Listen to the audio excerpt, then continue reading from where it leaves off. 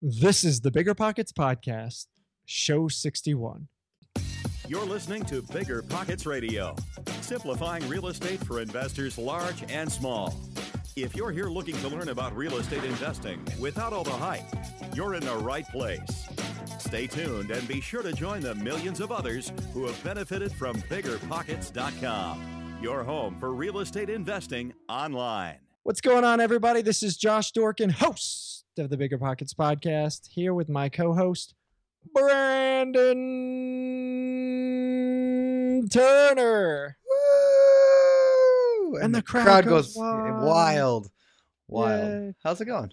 What's up, Brandon? How are you? I'm good, Josh. I'm great. I was actually just outside because it was like 65 degrees today, and I was trying to remove stumps, and it didn't work real well. Yeah. I ended up tearing up my yard with my truck. That was awesome.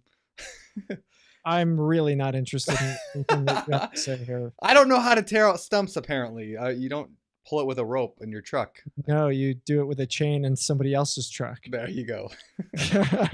In your neighbor's yard. Exactly. Well, so today, Brandon, we got a little bit of a different show, don't we? I believe we do, because we've got a special guest and a first time repeat. We've never repeated a guest before. We have not. And this repeat guest, for those people who are watching on YouTube, is actually giggling, sitting around, wiggling right next to you there. It's Ben Leybovich. What's up, Ben? Hi, guys. How are you? We are good. We're good. This is cool. This is a totally different show than we've ever done. People are like freaking out at home, like, they don't know where's the quick tip and all that. I don't know. Yeah. Well, thank you for the invite. It's going to be a different show. I think from what I've been told, is going to be a different format, and I'm looking forward to it. I think it's going to be a great show. Yeah. No, we are too. We are too. Well, so for everybody who's listening to today's show is going to be, we're testing a new format, and we're picking a topic, and today's topic is how to buy a multifamily property. And we thought Ben would be a great person to join us in today's conversation for today's show. So yeah, we're very much looking forward to it. And I think with that, we might as well just kind of kick into this thing. What do you say, B? What do you say, B? B, of course, referring to both of you. Yeah. Sounds great, Josh. Yes. Jay. All right, well, let's do this. Why don't we kick this off at the beginning? Why, Ben? Why should somebody buy a multifamily property? I don't know why somebody should. I can tell you why I do. Okay. We need a new guest. The reason I think most of us buy multifamily property is for the income. That's the bottom line, is we believe that we can get more income out of multifamily than we can out of SFRs. There are also efficiencies in management and financing options that are available in multifamily that are not available in single family. It's kind of a loaded question, like everything else in real estate. Yeah. Why multifamily as opposed to single family? But there are a number of very good reasons. Yeah, for sure. Really quick, I did forget to mention something. Ben was previously on episode 14 of the podcast. You could check out that show at biggerpockets.com/show14. Definitely go check it out and listen. And, for those of you guys who are listening, we're not really looking to cover so much on the specifics today, like the financing, dealing with brokers, things like that. We're going to talk about things like what makes a good deal, why multifamily, the type of stuff that more of a novice is really looking to understand before they jump in and make that first or second or third buy decision on an income property. Yeah. And also just to point out, when we talk about multifamily, a lot of people might wonder, does that mean 2 units? Does that mean 100 units or 1,000 units? And I think, at least from my perspective, we're going to cover everything. It kind of all applies. But I mean, for those who know me, I'm much more focused on anything smaller. So 2, 3, 4 up to, I think I have a 24 unit. Like that's kind of my range. And Ben, you're probably about the same right now. I am the same. I've been the same, although right now, most people know from my articles and what I write, I am looking at syndication, and so that's 100 plus. Yeah. So we're gonna cover probably a kind of a full gamut here. So. And really quick, on the topic that you're talking about, the 2, 3, 4s, and then the bigger ones, there is a distinct difference, right? I mean, a 2 unit, a 3 unit, a 4 unit, those are generally considered what? Those are considered residential properties still, correct? In relative to the financing options, Yep. yes, you can finance them on a 30-year mortgage, a conforming secondary market sellable kind of mortgage, Fannie Mae, Freddie Mac type of mortgage. Obviously, you can't do that with anything 5 units and above. But there are a number of differences going from smaller to larger. Sure. Aside for, and I think we just want to focus for the most part on the smaller stuff today, because I think most people listening would derive more value out of that. Wherever, if I happen to chime in and say, hey, it's not so different when looking at 100. Oh, you're hearing my dog. Nice. Let me take care of that. Hang on just a minute. Wait, are you literally going to leave in the middle of the podcast? Well, you know what? This is a live show, Ben. You can't just bounce, man. You might hear the dog again. Oh, we might have to again. I'm sorry. Sorry. All right. So listen, we talked about SFR. We're talking about single family properties. What's the difference between a single and a multi? I mean, other than there's more than one door, more than one unit. Are there any other differences? There's more than one rent, which means you're managing more than one person. Most people, and I think Brandon will agree with this, most people think they're managing property. No, you're not. Okay, you can fix a few things here and there. You can call it a plumber or whatever. But by and large, success in this is a function of managing people. Yep. So the more people you have to manage, the more kind of the learning curve becomes, and the more you have to know as a manager. Gotcha. And that's probably the biggest learning curve. Gotcha. Would you concur, Brandon? I feel like I'm interviewing the both of you. It's actually kind of fun. I would concur. I like the word concur. It sounds like something a doctor would say. I would concur. And one thing I've noticed, and I think I maybe even said this last week in the podcast, but like when you're managing a house, like I would rather manage 50 houses than 50 units in an apartment building. I don't know if you feel that way, Ben, but I feel like apartments and multifamily, I feel like that just, I don't know, it's more work, it's more hassle, they're more needy. Maybe that's the case. I don't know. Do you feel that way, Ben? I feel completely differently about managing 50 houses. You're wrong. Versus, yeah, you're wrong, Brandon. We need a new sound effect, by the way. That would be the awesome sound effect. I would much rather manage a 50-unit apartment building than 50 houses. Would you? Okay. Yeah. And Brandon, you say the opposite, right? Well, just from my experience, like I have half my units are single family and half are multifamily, and my multifamily take up 10 times more work for me than my single family, even though I have roughly the same number. So let's talk about that. Why do you think that is, Brandon? And then I'd love to hear Ben's take on that.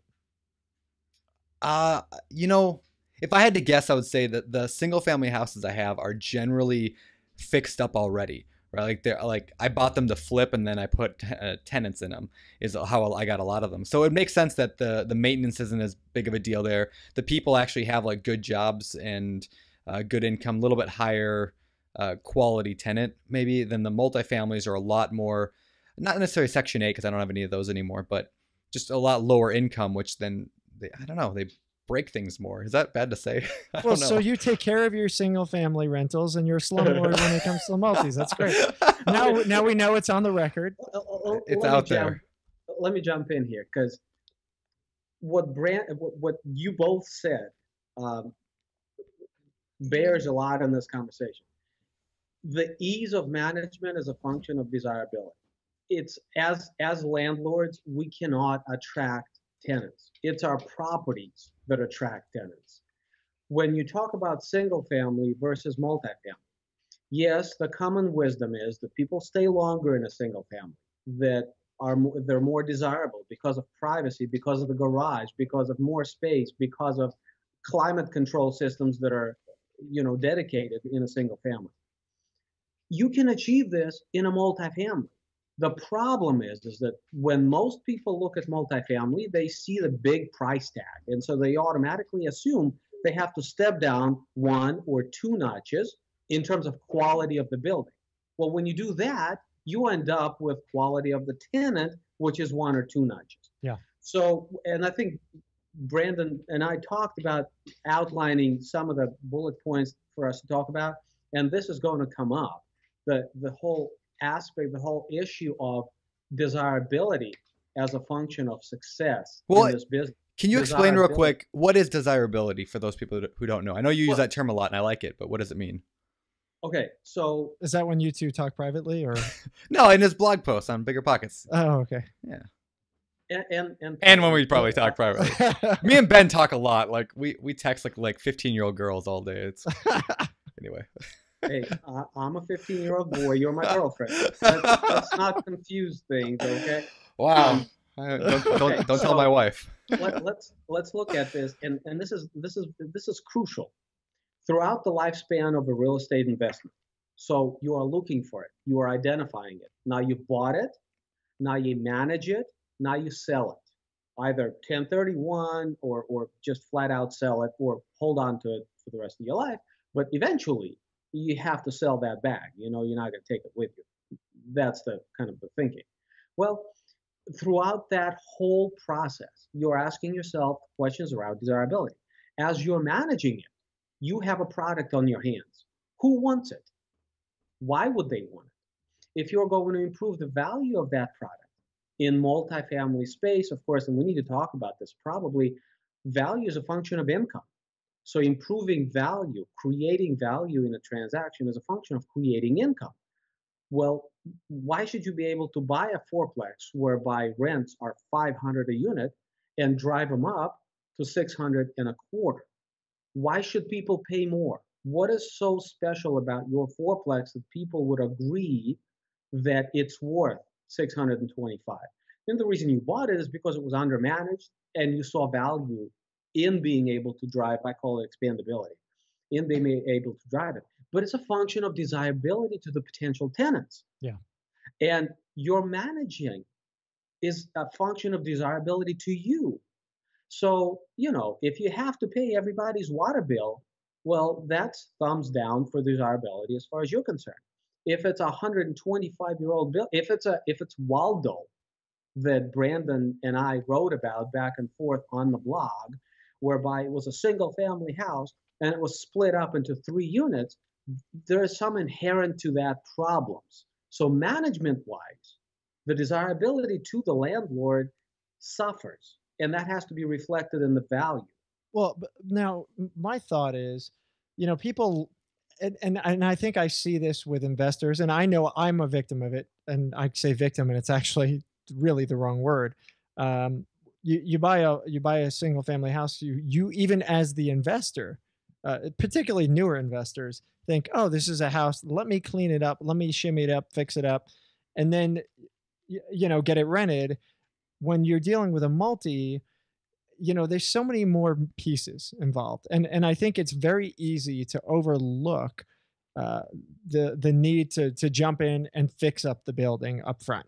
And I think that's where a lot of this comes from. I know I was a quote victim. I wasn't a victim of it, but I experienced this myself where I bought some multis and I put money into the units themselves, but in the building as a whole, I wasn't necessarily doing as much as I could have. So in the end, everything kind of suffered because of that. Now there were a million other factors involved in the whole situation, so you can't really look at any one particular thing, but I think I'm probably being fair when I generalize and say that when newer investors jump into a multi-property, they're less inclined to go and spend the money to do the fix-up up front that they might otherwise do on a single family. Would you guys agree on that? I would agree on that. Darren Sager talked about that on his podcast back. I'm not sure what number. I'll have to look that up later and I'll put it in the show notes. But Darren talked about on his rentals when he takes over one, he goes through and fixes everything. I mean, top to bottom, remodels the entire unit perfectly and with a plan to never touch those things again. And I think that's rare. Even in my own case, like, I mean, let's talk about Waldo. Okay, so Waldo, for those who don't know, and Ben just mentioned it, was what he labeled my triplex that I bought. I wrote an article called "How I Bought an Ugly Purple Triplex," and I kind of outlined my whole thing. And so Ben called it a Waldo, and we went back and forth on the blog for a couple of weeks, just kind of writing articles about it, where Ben said he wouldn't have bought that property, and I said I'm perfectly glad I did. And the reason why is because it was different. It stood out. It wasn't a normal property. It was a big, huge house that was split. They put a basement apartment in. They put a garage apartment in. And when I took over that thing, my original budget, I said I was going to spend between $5,000 and $10,000. I'm actually, to give people an update, I'm at 15, 16, 17, somewhere in there right now on repairs, largely because of actually something Ben had said. He said the plumbing system in a place like that isn't necessarily designed for a triplex. Now, that wasn't the problem. The problem was somebody flushed rocks down the toilet. Oh, that was the one with the rocks. That was the one with the rocks, yeah. By the way, Brandon spent like an entire weekend like hammering out the plumbing because he lives in the middle of nowhere.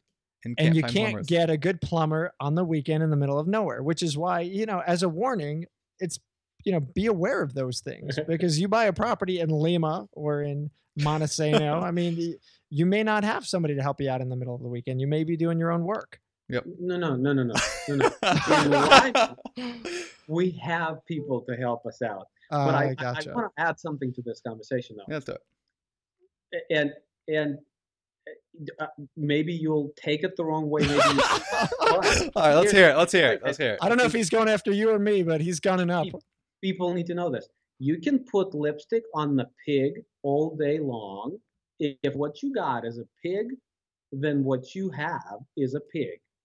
And people aren't stupid. They're going to see through the lipstick and they're going to know what you have. Yep. And how do you make that distinction? Location. We can talk about upgrades. I'm going to disagree, by the way, but keep going. We can talk about making upgrades all day long. We can talk about cleaning up, trading out carpets, everything else. Location drives desirability. People know where they want to live. You know, I never advertise. I don't buy anything that I have to advertise. People drive the neighborhood where they want to be, and they see my for rent sign in the ground. Now, I'm a small-time investor at this point with, 28 units or whatever it is, but whatever it is, it's 28 units. But I got so many I don't even remember. When I do the syndicate, I mean, I got people moving out of this house right now, and their friends are calling me because they want to be in this house. It's because of location. Yeah, the house is okay, it's fine, but it's location. But Ben, if you have the best house in the neighborhood, so say you're in a blue collar neighborhood and you put in the best of, it's mixed. There's multis and there's singles, and you've got the average rent on those. Well, forget average rent. I mean, your building is desirable. You've got this pimped out building that's really, really nice, and you're a great landlord that cares about your tenants and who takes care of this building. That's gonna drive folks, right? Yes and no, because you can't afford to be that guy.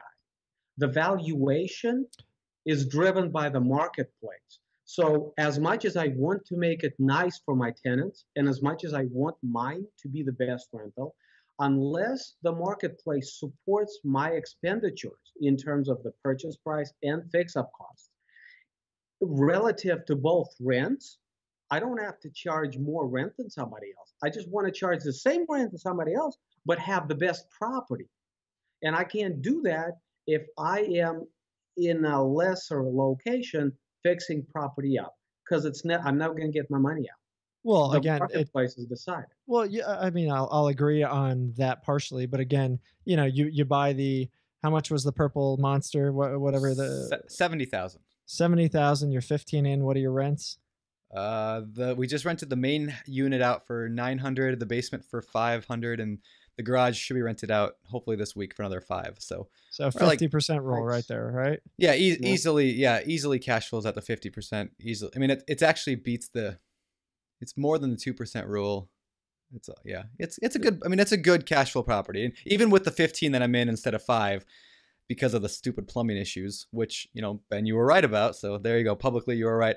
But even with that, it was still an incredible deal. And largely because it's in a great location. It's in the best street in that town. It is. Okay. And so like the location, I think will pull me out. Now, if I had bought that same thing over in a bad location, I mean, you wouldn't throw good money after bad. You wouldn't go and put $15,000 into a bad location. We don't put money into buildings. We put money into location. Period. That's a tweetable topic right there. And the thing of it is, it's the professor. I'll give you an example. Right now, I'm looking at 100+ units. Okay, and the basic formula that everybody looks at: buy a C building in a B location and do what you're going to do to bring up the quality of the building from C to C+ to B- to B, because the location substantiates you doing that. But if you bought a B building in a C location, doesn't matter what you do. You couldn't finance it out. You can't sell it for enough to get the money out. And it's very questionable if you'll get the stable rent out of that just because the place is nice. I think you're right when you're looking at a larger property. I think when you're looking at a 2, a 3, a 4, and I'm not saying that somebody should go and buy a property that's going to lose money. That's obviously a bad thing, but it's easy for somebody to look at a property and say, oh, well, this fourplex is, in a not so desirable area. And the numbers look good. The potential rents look good. Why don't I jump in and buy this property? And again, I think that's where a lot of people fail when they jump in on these properties. The numbers make sense, right? I mean, you take Brandon's property. No, I disagree though. I disagree that the numbers make sense. But you're not letting me finish. Let me finish. Hold on. Wow. I'm sorry, Master. Boxing right here. So the numbers make sense on paper, right? So hold on. No. The numbers, oh my God, Ben, slow down here. Okay. The potential rent for the Brandon's Purple Monster, whether it's on that really desirable street or say it's 3 blocks over where the rents are comparable, okay, are going to be the same. Okay. But if you look at and you compare it to the property that's on that really desirable street versus the property that's over there, that's the intangible. Okay. And that's something that has to be evaluated. And that's something that a new investor isn't experienced enough to be able to evaluate. So, and Brandon may disagree with me. And we had an argument on one of my posts. What, you argued with somebody? Shocking. And we argue in every one of your posts, whether or not we agree or not. But I think that if I was to quantify or qualify what you just said, it's because when new investors talk about numbers, all they look at is cash flow. Correct. Or perhaps cash on cash return. The intangible is, I buy this not just for cash flow. I want it to appreciate, because the equity that's created allows me additional leverage opportunities. It allows me additional exit opportunities. It allows me to be very creative with private money financing against the equity that I have. It allows a lot of options. So while cash flow makes a lot of sense on something, doesn't mean I'm going to buy it, because yes, cash flow is everything. And this is why we buy income property. But there are a multitude of other subheadings under the topic of, should I buy this or should I not? Above and beyond the cash flow. And the cash flow, right. Exactly, they're much more difficult to comprehend, to wrap your head around, to understand. The cash flow is simple, black and white, numbers. You can add, you can subtract, you can even do the cap rate. Well, so really quick, and then let's move on to the next topic here. So what do you tell, and this is to both of you guys, what do you tell the new investor who's looking at a property whose numbers look pretty good? And we'll talk about the numbers in a little bit here, but the numbers look pretty good. how are they to know what those intangibles are? Can we define those intangibles beyond location? Well, I don't know what that means. I'm a new guy. What is a good location? I mean, what are these Okay. things that we need to look at, definitively to kind of protect these folks who are looking at these multifamilies? And I leave it to Brandon first, and then I know Ben will Well, beat him up we afterwards. probably disagree a little bit on this. And let me tell you a quick story. So there was a property a year ago, no, probably 2 years ago, back that I wrote on the BiggerPockets blog, one of my very, very first blog posts I ever wrote for you guys. And it was called, Should I Buy This Sixplex or something like that? I'll look it up and put it in the show notes. The idea was, it was a sixplex that came on the market for like $90,000 in my town. And I looked at it, and it was in kind of a bad neighborhood. Not like I'm going to get shot in that neighborhood, but one that I wouldn't feel comfortable sending my wife probably alone to go show a unit to. So I asked the question. I put the picture on there. I showed all the numbers. I said, would you buy this? Everybody said no in the comments. Said no, no, no, no, no, no, no, don't buy it. And Ben, if you were on, I don't know if you were even on BiggerPockets at that time, but if you were, you would have told me no. And today you would still tell me no. So one of my best friends bought that property after I decided not to. He went after it, and he went and bought it. And he's had 0 vacancies in 2 years now on that. 0 vacancies. He's had a total of like $50 in repairs in 2 years. He's had, I mean, the most smooth, perfect rental of all time. I mean, like, it's the easiest cash cow ever, and he makes a ton of money on it. So my friend has another sixplex in the same neighborhood, same rents. He loses money on that property. I mean, every month he loses money on that. So I don't exactly know my point here, but I guess my point is, how do you know? Maybe I'm just asking Ben this question. How do you know you get the one and not the other? Or do you avoid both, assuming you're not going to get the first? That's it, because everybody gets lucky once in a while. We're not talking about one-offs here. We're talking about developing a systematic approach to evaluating and determining what is good and what is bad. Yes, there's gut feelings involved. Yes, you can overrule maybe even yourself in the way that you analyze things. And once in a while, everybody gets lucky. But by and large, which is what we're talking about, tell them about the other sixplex that just happened, 2 weeks ago. Well, that's that same one. This is probably a good time to tell this story. So this is the second sixplex that loses money. I didn't know it lost money. All right. So my buddy never told me this. So basically the story goes. And wait, let me just clarify. You call him your buddy, and he is my buddy. And yet he almost sold you a pig with lipstick all over it, huh? Well, let me tell so the story is, he asked me if I wanted to buy it. He said he would finance it. I said, that sounds great. I said, well, how do the numbers look? He said, well, I don't have them all in front of me. My partner takes care of that side of things, but it's good. We cash flow around $800 a month. He said, we're looking to make, an extra couple hundred, on that. So you'll be making $600 a month. I'm like, oh, great. $600 a month for a sixplex, 0 down. Great, I can take that. And so we went through the entire process almost of buying it. And I kept asking for the numbers, and I never really got the numbers from him. It was always, I talked to my partner. He'll get them to you sometime. So then, like 5 days before. By the way, anyone listening, that's a big fat. There's a big red flag. But I mean, he's like my mentor and my like closest friend. So like I learned a lot of stuff from him. I was. Well, after this deal, you might be. So anyway, so Ben calls me. I don't know what we were talking about, but I mentioned that I was buying this property. And what did you say, Ben? I don't know, but you're an idiot. I don't think I can repeat it. Yeah, so I mean, basically your point was, you need to get these numbers specifically. Do not just trust this guy. And even if you had the numbers, you still shouldn't buy this. But at that point, I'm like, I really, really need to get these numbers before I move forward. I was just trusting this, because I just trusted him to be a good deal. So I started doing the numbers. I plugged them into the BiggerPockets. This sounds like a terrible plug, but it's totally true. I actually plugged them into the BiggerPockets rental property calculator, like the exact everything. And it came out to like, I would make $40 a month, not $600 a month, $40 a month. And that's if there wasn't a roof leak or a window broken or whatever. That's not taking into effect CapEx at all. It was just normal wear and tear, normal repairs, and normal vacancy. I was going to make $40 a month. So over the long run, I would have been losing thousands a year on that property probably.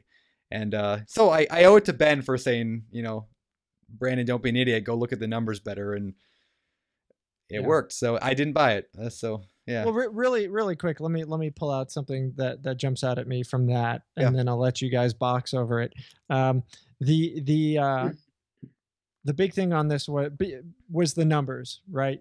So if ever you're looking at an investment property and you don't get the numbers, and the seller is hesitant to provide those numbers for you, really, you have to look at that as a big fat warning sign. It doesn't mean don't invest in the property. There may be a legitimate reason why they may not have it at that moment in time. But if you get any kind of pushback at all on getting the numbers, and I mean every number, it's time to move. Yep. And I'm guessing you guys would agree. And I think we're going to spend probably some time at least talking about the numbers in this podcast, because of the next thing I'm going to say. I'm going to say that it's almost better when they don't give you the numbers than when you do receive the numbers, because you assume they're lying. Oh yeah. It's ridiculous. I am looking at these so I'm looking at bigger projects at this point, but the numbers I'm seeing are out of this world. I mean, you just scratch your head and you go like, how do you even arrive at the purchase price looking at these numbers? And they'll give it to you with a straight face. So I hate to be cynical, but you have to be cynical. More than that, you have to know the marketplace. When you are looking at the schedule of rents that you are given, you have to know how it fits into what you know the marketplace to be in this location. And that's probably, I'm jumping ahead a little bit, knowing the marketplace, but we might as well just tie into that, because it's crucial. Analyzing a building is completely useless unless you can place it into the fabric of the marketplace. You can't know the truth otherwise. Explain that. Go into a little more detail. I am looking at a fourplex whereby every rent is $600 a month according to the pro forma that I receive from the owner or a listing agent or what have you. I know this marketplace, and I know the 2-bedroom units of this age, of this quality, of this approximate square footage and amenities rent for approximately 475 units. I just know it because I've studied my marketplace and I know it. So the question I'm asking you, well, first of all, is this valuable? I am looking at a pro forma that proclaims that there are 4 units renting for $600 a pop. And I know that, talking from other landlords, everybody else in this style of building, this style of unit is getting $475. Is that valuable? Yes. Something is off.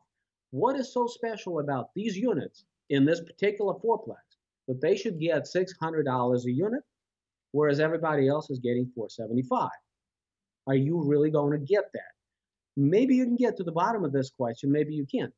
Vice versa.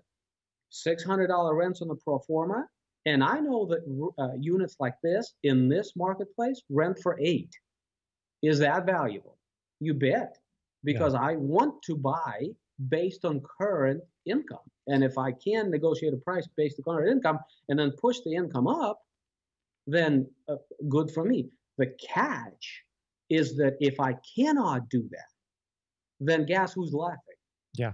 So I have to know the marketplace. So on that first case where they're proclaiming in the pro forma that it's $600, and ultimately your research tells you it should be $475. The average guy might come and say, well, this building's getting $600. That's awesome. And what if the landlord could then verify with rents, hey, you know what, this building is getting $600 a unit, $600 a unit, $600 a unit, $600 a unit. You got the leases, you're presented with everything. Well, again, I think for the novice investor, they're going to look at it and say, wow, well, I got to get in on this thing. This looks awesome. I'm going to get $600 a rent on these units. Right. I have proof of it. And in the end, it's probably some kind of anomaly is what you're saying that's happening here. And in the long tail, they're probably going to end up losing out because those rents will probably, they have to come down to market. Right. And you're presuming, so for instance, and I'm just telling you some of the tricks that people do. You write up a lease for 12 months, but you give a month free, and you divvy the numbers up into 11 months. That drives up your monthly rent. So on paper, it looks like 600, whereas in reality, per annum, they're paying much less than what it looks like on the P&L, for instance. Yeah. Also, it could simply, that's when people, which is fraud, by the way, right? Which is fraud, but not to say that people don't do it, which is why it's so important to look at every piece of this puzzle, which is why I was on Brandon, to look at everything, because it's, you just don't know.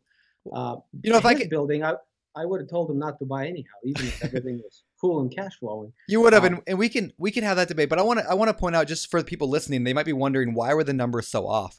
So just to give specifics, first of all, there was flood insurance required there, and they wanted it was like $200 a month for flood insurance. So I was not aware there was flood insurance. The power, this is an interesting one. The power bill, when I ran the numbers on my own, I was like, well, there's a light bulb in the hallway, and there's a washer and dryer out back. That's not going to use very much power. I think I estimated $75 a month when I did my numbers the first time. When I find out the actual numbers, it was $350 a month. And I thought, that's huge. Well, why is that? Well, I found out the wiring was when they wanted to add a baseboard heater into one of the bedrooms, they would just grab whatever the nearest wire was and plug it in. So the hallway light was getting fed, the hallway power was feeding a lot more than just one light. It was feeding a lot of different things all over. And, it was reasons like that drove the power bill to $300 a month. That's why I say that my recommendation to you, even if it looked like it was cash flowing, to still not buy, because this kind of junk was going on in this building, and you could smell it from a mile off. Well, how did you smell it? I mean, besides the fact that Brandon's got sucker written on his head, I mean, how did you? No, I mean, seriously, this is something that people. And whether it was Brandon coming close, and Brandon's got, I don't know how many units, it's nobody's business, but Brandon's got a bunch of units. He's been doing this a long time. There's people who come in. How the hell do they know whether they're getting the wool pulled over their eyes? How do they know whether that's happening or it's not happening? What do they do?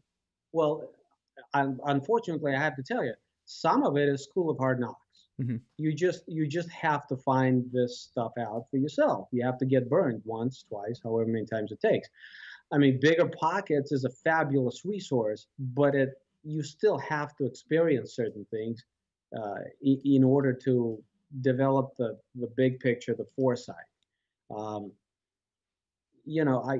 back to the rent, I didn't finish with what might happen. I'll tell you, Brandon's Waldo building, the triplex, one of the apartments is in the basement. That to me always rings a bell, because it's a daylight basement though, but it's a daylight. Okay, I mean, it's like above ground. Some basements are worse than others in terms of safety, egress, all that kind of stuff. So just because this particular landlord lucky enough to rent this unit for $600 doesn't mean that when you take over the building that you are going to get lucky too. Right. And if you know that the market is $475 for this building, are you going to plan on getting lucky, or are you going to plan on getting real? Yep. Yeah. And that's the bottom line. Yeah. It doesn't mean necessarily that they're lying. They may not be lying. They just might have gotten lucky. Yep. And that happens. Or they might have bought this building, remodeled the unit, and for 4 years, it's the same person paying $600 because it was over market back in the time, but the unit was so nice for this location, they agreed. A sucker is born every day. Yep. Yep. Right? All right. No, for sure. For sure. All right. So really quick, this is show 61 of the BiggerPockets podcast. Brandon, Josh, and Ben Leybovich here talking about buying a small multifamily.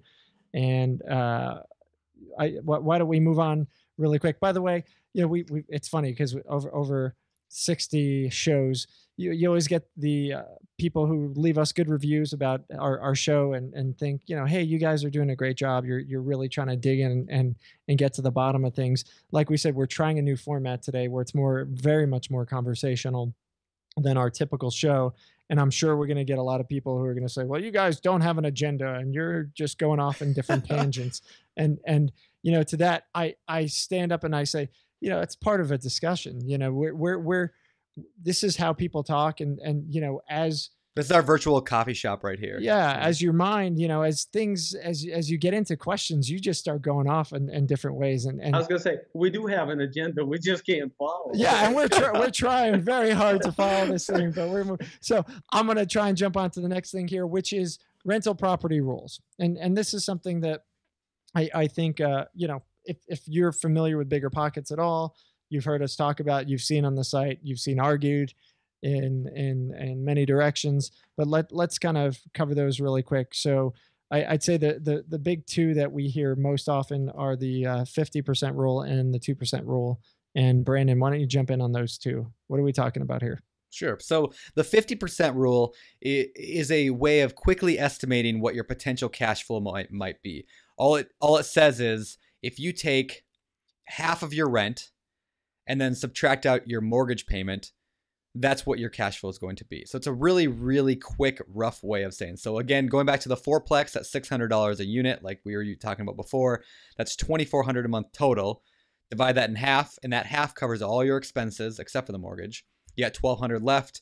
You pay your mortgage. Let's say the mortgage, principal and interest ends up being $800. It means you're left with $400 in cash flow. That's what the 50% rule says. Whether or not that's right or wrong, I guess, is up for debate. And Ben, what are your thoughts on that? We'll get to the two. Should I say 2% too? Well, before you go there and before you turn to Ben, Sure. I'm going to cut off and say we've actually talked about this in the past couple of days, you and I, the 50% rule, and we've always talked about the 50% rule is generally a safe rule for screening properties. Mm-hmm. And one of the things that you and I've talked about, Brandon, and I think Ben and you might have been part of these conversations too, is on some of these multis, 50% isn't safe. 60% you want to look more towards. Yeah, we talked about that last week with Surge a lot too, about that sometimes 50% isn't even close to enough, especially the larger you get. So would you agree, Leybovich? Yeah, I mean, I'm and it okay, so when you are going to be a small guy, you're going to buy the place, you're going to manage it yourself. So that's a cost savings to you. Now we can have a wonderful discussion about whether or not to include management into the operating costs, that 50% or not. But the fact of it is that I manage my own portfolio. I think I can do it better. But when I buy this 140 unit, I'm sure as hell not going to manage it. So it has to be included. So because I don't want that job. Then it becomes a job. Right now, managing my portfolio is, So 47 units isn't a job, but 147 is. Where's the line? Okay, when I say manage, I'm different from Brandon. I've seen Brandon. You don't clean toilets? I don't clean toilets, but I climb on roofs. I've seen pictures of him on the roof. By the way, it was the sixplex that he thought about buying and didn't buy. That was the roof. Oh, was that the one with the roof with the flashing? Yes, that's right. Yes, that was that one. I don't do that. So my in the rain. On the and the wife sitting in the car. That poor girl. I did that for a friend. He needed help. I went and fixed it. So this is the friend who almost sold that building to you. We have a good friendship. Yes. I think 50% doesn't really work in the bigger buildings. I think if you get 60%, you're lucky. Yeah. That meaning that the operating costs, taxes, insurance, upkeep, capex, water, sewer, trash, lawn, you name it, everything include. And in a larger projects, of course, you have payroll. You have, units you're giving away to people living at the complex. You have a lot of that. If you can get that within 60% and you are still looking at a building that's not completely trash, you're doing really well. So 50%, I'll give you an example. That 10-plex I bought a year ago. On day one, the gross rent was, I think, $5,800 plus or minus. The NOI was $3,400. Can you define NOI really quickly for those people listening? net operating income is, and I think we're going to come back to this in a bit, but net operating income is gross income, combination of all income streams in a multifamily asset, minus all of the operating costs. And you have variable operating costs and fixed operating costs, but essentially it's income minus all of the expenses, not including the cost of money. So not including your first mortgage, your second mortgage, however many mortgages. I like to say it's the cash in your wallet to pay the mortgage. It's whatever you have left. I mean, like, to pay the mortgage. Is that how? Am I looking at that right? I feel that's like the layman's term of it's like that's how much cash I have left that I can pay the mortgage with. Right. I think and then you get into, and I think we need to, as part of this podcast, we need to talk about debt service coverage ratio, which is what the banks look at, and I think we need to look at, and we don't often talk about it at all. And cash flow, of course, is that NOI, net operating income, minus your mortgages. I call it cost of money. I call it debt service. You can call it mortgages. Whatever, mortgage payments, meaning monthly expense. Okay? And so this NOI is very important number because we use it to base our valuation on. And the reason we use it as opposed to anything else is because, you know, the mortgage payment varies with the type of financing you attach to the property. And Brandon may do it one way and I may do it another way. And somebody else may put 40% down on this property and their cost of money is going to be a lot less. Yeah. But we need a way that's uniform to analyze and place value on property. Everybody's going to have to pay sewer. Everybody's going to have to pay garbage. Everybody will have to pay property taxes, insurance. Everybody will have to pay capital expense, you know, fixing the roof. We all have to do that. And so we isolate these expenses that apply to everybody equally. And we subtract those expenses from the income, which is the same for everybody. And we arrive at this magical number called net operating income, NOI. And that gives us kind of the apples to apples foundation to then say, okay, well, if I'm willing to deploy capital at 10%, then if I base this on this net operating income, how much am I going to be willing to pay that's going to give me 10%? And that would be the next step, you know, in the progression where you go from figuring out this NOI. Got it. All right. Well, so I'd say in general, then 50% rule kind of designed to help people do a quick screen, nothing more than that, of a property to see, hey, does this make sense? Generally, as we're talking here, it sounds like this 50% rule doesn't necessarily work that well as we expand out to the bigger properties because the expenses are going to be a lot higher, potentially on the smaller properties, particularly on single families. It works as a pretty decent first screen, but that's pretty much what it is, nothing more. Well, you know what I like to do is what I like the 50% rule for is anything, you know, 4 units or smaller. I'll always run my numbers 2 ways. I always run them the real way, right? I put in all the numbers in like the rental property calculator or just on a spreadsheet. What rental property calculator? Plug. Yeah. So like I'll run it through that or my own spreadsheet or on a piece of paper, like on a napkin, right? Like just how much cash flow I'm going to get minus the expenses. Then I will also run it through the 50% rule in my head. And I want to take whatever's worse because I assume like I want to be conservative in this. So I always do my calculations both ways and then pick the worse off one, assuming that at least then I'd be safe. So if I'm running a single families typically aren't 50% expenses, but I'll still run them through that way just in case. Gotcha. All right. So let's talk about this 2% rule in just a second. And I am going to say, because it's my show and I have the prerogative to do so, the rental property calculator that Brandon's talking about, something we build here on BiggerPockets. Go to biggerpockets.com/calc. We've got a rental property calculator. We've got a fix and flip calculator on there.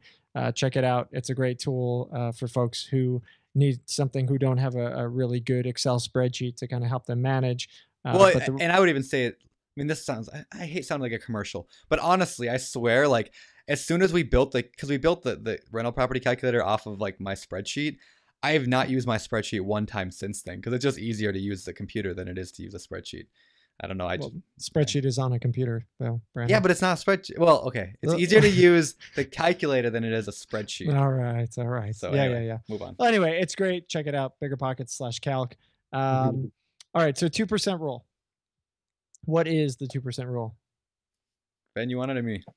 All right. So 2% rule basically says that you should not pay, or you should try to pay for a property. I'm guessing I'm saying this backwards. Let's say a property is worth $100,000. The rent should be $2,000 a month. It's 2% of whatever the purchase price is. Right. The rent of the property should be 2% of the value. Yeah, or the monthly rent times price. Correct. Yeah. So is that a good number to go by, or does that number ensure cash flow, or is that kind of another one of these semi-safety nets? I'll tell you, there's a term we call yield. Yield is the kind of the first degree of looking, the most bird's eye view of looking at the property. Yield is what it throws off. It's the gross revenue. Okay.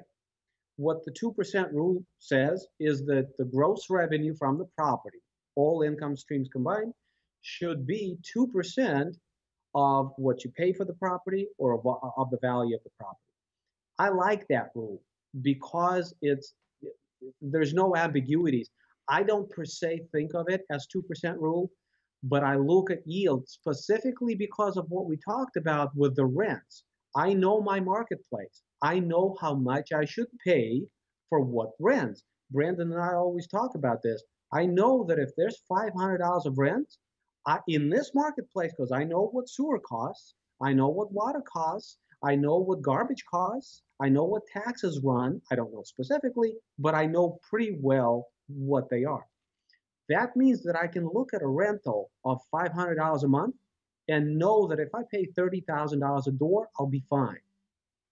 If it's $550 a month, I can pay maybe $40,000 a door. If it's $625 a month and I pay $40,000 a door, I'm doing great.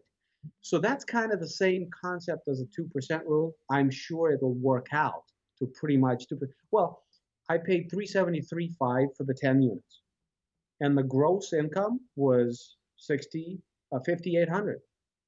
So that's very close to 2%. I mean, it cash flows well. Well, I want to ask something in that's really interesting that I think. The 2% rule, people often think, and we've even said on the show before, if you can get the 2% rule, you are going to cash flow. You are going to do really well. It's almost a guarantee that you're going to do really well. The sixplex that my friend tried to sell me a couple weeks ago, gross rents were $3,000 a month. The purchase price was $150,000, which means it perfectly met the 2% rule. Like it perfectly met it. However, it didn't work out. So like, yes, it's helpful. If you can say this is a 2% rule, it's a way to screen.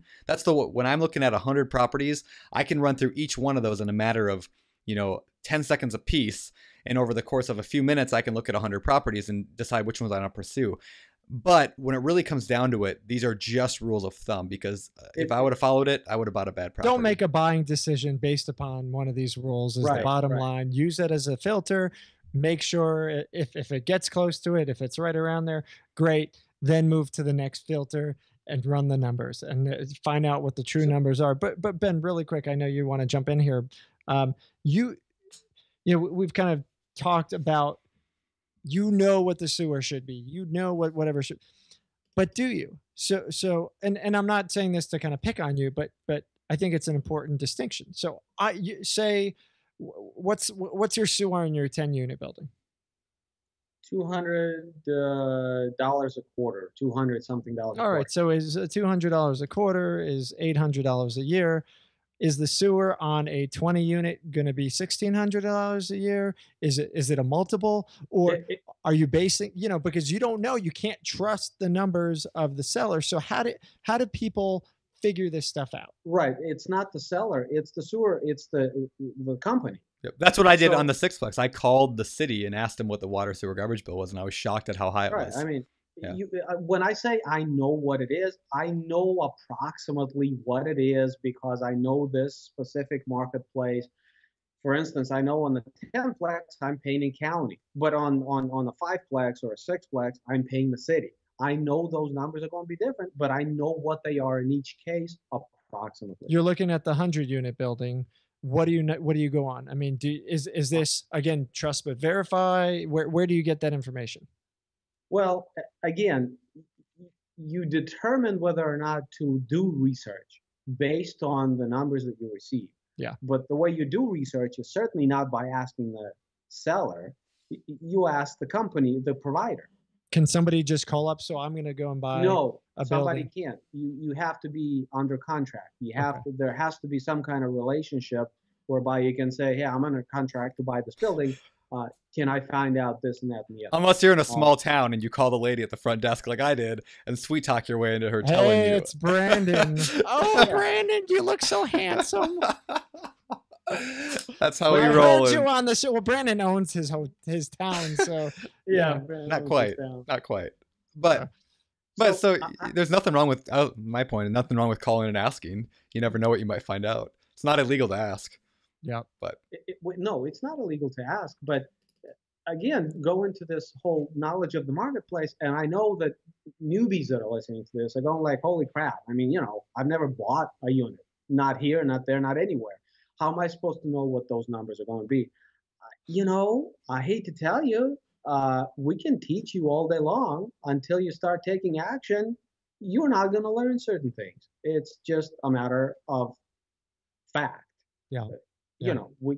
We can teach you all the formulas and we can teach you how to think about things, but we can't teach you certain things. Yeah. All right. Well, trying to keep this thing on schedule. Where I know Ben is trying to make this the longest BiggerPockets podcast. My goal is to stop. I'm competing with Surge. Man. Yeah, and citing green eggs and ham is a good way to doing it there, Ben. So let's move on to in our outline we've got the 13 steps in analyzing a property. So let's start digging into those, and not that I want to gloss over it, but we're already an hour into this sucker, and we got a long way to go. So let's. You got 30 seconds per step, Ben. Let's be concise and see what we can do here. So step 1, research going cap rates. What does that mean? Okay, what most people think of capitalization rate is a number that somehow represents the value of the building you're looking at. What people need to understand is capitalization rate represents the psychological behavior of the marketplace at large. It is the answer to the question of what rate of return are the majority investors willing to deploy capital for in this marketplace for this particular building. Can you say that? I was gonna really dumb that down for us. Like, what the heck does that mean? Yeah.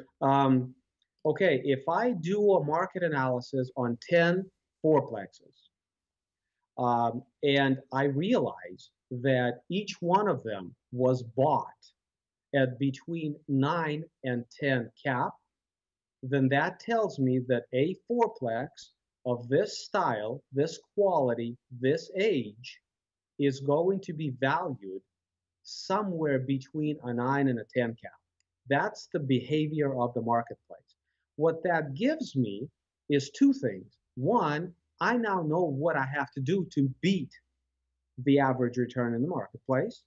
And two, it gives me a starting point to analyze anything in this marketplace. What does that mean? What does that mean in terms of like, I know what I have to do to beat the can you give us an example? Okay, so take NOI of $1,000 a month at a $12,000 a year. At a 12 cap or a 10 cap, somebody would have to spend $120,000 to buy this building.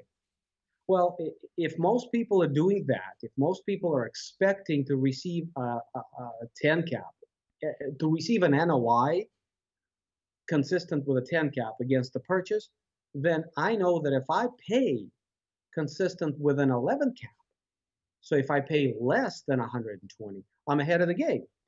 I just gained instant equity as far as the marketplace is concerned.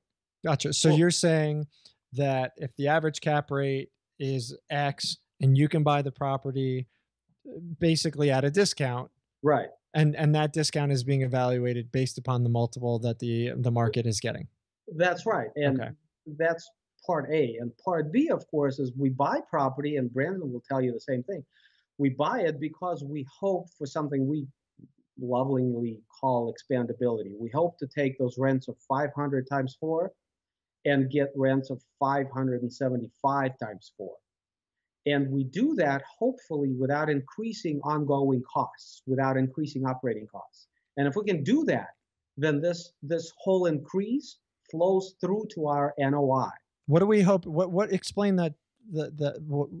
Explain that again in layman's terms. Okay. So I'm looking at a fourplex. I know that units like this should be renting for $600, but this one is rented for $400 or $500 because the owner is out of town and is being managed by a broker, and just whatever. They want consistent rent, and they're not gonna hike rent on anybody. Yeah. Well, I analyze this property. I determine its current NOI. I place a valuation on it based on, let's say I want to buy it at 11 cap or 10 cap, whatever, and I pay that amount. Now I start managing it, and since I knew before I bought that these units with a little upgrading can rent for $600, what I'm doing is creating $400 of extra income into the building. Yeah. Now, income is nice, but if it's offset with extra expenses, then at the end of the day, it means nothing. However, maybe I have to spend $15,000, just like Brandon did on his Waldo, but it's a one-time expenditure, right? Yeah. There's no monthly recurring cost associated with that. So it doesn't show up on the balance sheet, on the income statement of the building. You spent the money, you did. But when the next guy or an appraiser or a buyer analyzes this building, there's no additional expense. So basically what they see is the income that you started out with plus an extra $400. So what they're doing is they're taking the 10 cap that is consistent with what people expect in this marketplace, and they're capitalizing a value based on a higher NOI. And what happens? You started out with $1,000 a month, $12,000 a year. At a 10 cap, even if you paid 10 cap, you paid $120,000. Right. Now that you improved the NOI by $400, now it's $1,400 a month times 12, whatever that's going to end up being, 19,000 or whatever, right? Yep. Not even close. And that's the value that you're going to take. Somebody bust out a calculator. Yeah, seriously. Yeah, get your calculator out. Well, you're the one telling the numbers. Where's your calculator? Yeah, I wasn't told I'd be doing the numbers. I told to just look pretty and be here. By the way, you look very nice with your jacket. I came prepared. and Well, did you say all I need are glasses and a goatee, and I'll look just like the two of you. Something to strive for. Well, did you say 1,400 times 12? 1,400 times 12. All right, so 16,800. 16,800. 16,800. Capitalize the 10%. That gives you a value of 168. So you paid 120 for this building. You spent 15 to get the NOI to go up by $400 a month. $33,000. Right, you're into this at 135, but the building is now worth at the same 10 cap. You're not asking anybody to pay a capitalization lower, resulting in a higher value than that which is the marketplace. Yeah. You are still working with the same capitalization rate as the marketplace. Now, I have to qualify all this. We're talking about small multiplex in here, and it doesn't quite work that way in a small multiplex because of them being residential properties like you started out in the beginning. Residential properties, SFRs, single family residence, duplex, triplex, fourplex, are typically valued with what is called comparable market analysis. Comps. And they look at the solds and they make adjustments and they value them this way. That doesn't have anything to do with income. So while it's hunky-dory for us to talk about a triplex or a fourplex creating this kind of, it does and it doesn't. When you get up to 10, 20, 30, these are investor purchases. Investors are buying these things because of income. So income is key to everything. Yeah. They determine how much to pay based on income. Yeah. Which is different from a duplex, triplex, fourplex. So we have to make that distinction that while for us as investors, yeah, we have to know what we're doing, and it works the same way with a fourplex as it does with a 400 unit apartment community. But in reality, if you were to go to a bank and say, hey, my building is worth more now, can I refinance and pull some money out? And they say, sure, we'll send an appraiser out. That appraiser is going to place there, they will look at the income, although they will use the GRM formulas, gross rent multiplier, if you want, we can talk about that. Basically the younger brother of capitalization rate. But they will look at income, but fundamentally, they're still looking at how can I justify? Has anybody bought a fourplex for this and that? Yeah. Can I make adjustments upward because the rents are higher a little bit? It's better quality. You've done some upgrades, things like that. But it's difficult proposition in a small multifamily. To get to put what Ben just talked about for, I don't know how long he was talking, into terms that you'd understand. Basically, you can use these cap rates in 5+ units, but in a 4 and under, it's not. You can't, raising the rent by X isn't going to necessarily increase the value unless you've done some additional work than just raise the numbers up. So yeah, my triplex is only going to be worth what the other triplex in the area sold for. No matter how much income I raise on it, it's not going to be worth much more. So, but your explanation was very good. Yeah, and your triplex, the other problem with it is that it's Waldo. It's a single family. No, seriously, that's an issue. It's not quite. It's not quite. I know you say that. What is that called? There's a word that describes it. It's a non-conforming building. Yep. The electrical wasn't run to accommodate 3 separate units. The plumbing wasn't. The foundation was built to accommodate a single family structure. The evaluating process of something like that. I know. I agree. We can we've debated this a lot on the blog, and so we won't rehash it totally here. But but I will say that it may have been built as a triplex originally, because it's got full height ceilings in the basement. It's a daylight basement. It's off the ground. The other one's 12 feet in the air. It's the main house. But anyway, they put forces in the basement when they built it. It wasn't meant for people. You never know. You never know. All right, moving on. That was like a half hour. 30 seconds turned into like a half hour. Exactly. All right, now you've got 10 seconds. You have 10 seconds for the next 13 steps. So, all right, next step number 2. Oh, by the way, these came from your, I stole these all, Ben, from your Kindle book, The 13 Ways to Value a Multiplex. So if people do want to learn more, you can, I don't know, go to the show notes and get Ben's book for whatever, $2 or whatever it is on Amazon. Or Ben's going to actually give it away for free. He's going to attach it as a free PDF. So we'll be linking out to that thing in the show notes. Now everyone's going to have to go check and see if it's there. We're moving on. All right, moving on. Moving on. Research the socio-economic dynamics. What does that mean? Okay, what that means is that if you're buying a fourplex with 4 2-bedroom units, and you're buying it in a neighborhood whereby predominantly people living there and wanting to live there are retirees who only need a less expensive unit by and large with 1 bedroom, then whatever value you think you're getting, you have to discount for the fact that a 2-bedroom unit that's more expensive is going to be tough to rent. Gotcha. Because in this particular neighborhood, that's not by and large what people want. The same applies if you buy 1-bedroom units with, young professionals having 1 child. What are they going to do with the 1-bedroom? I would agree for the most part. Obviously, and we don't need to spend too much time on this, but I do want to bring up, somebody asked me the other day, they sent a private message to me and said, I'm thinking about buying this property. However, it's studio apartments, and I'm concerned that this area doesn't have a huge demand for studio apartments. And the area was like Tacoma, Washington, which is, hundreds of thousands of people. So I told him, it may not be the biggest demographic for studio apartments, but there will always be a person who wants to rent a studio apartment. So to a degree, yes, you need to take that into account, but it's not like his his duplex is going to be sitting vacant for 6 months a year just because he's got a studio instead of a 2-bedroom, which most people want. Well, it might though. It might. I agree with Josh. I would have recommended them to stay away because, again, we are looking to open up our market. We're not necessarily looking to niche ourselves out.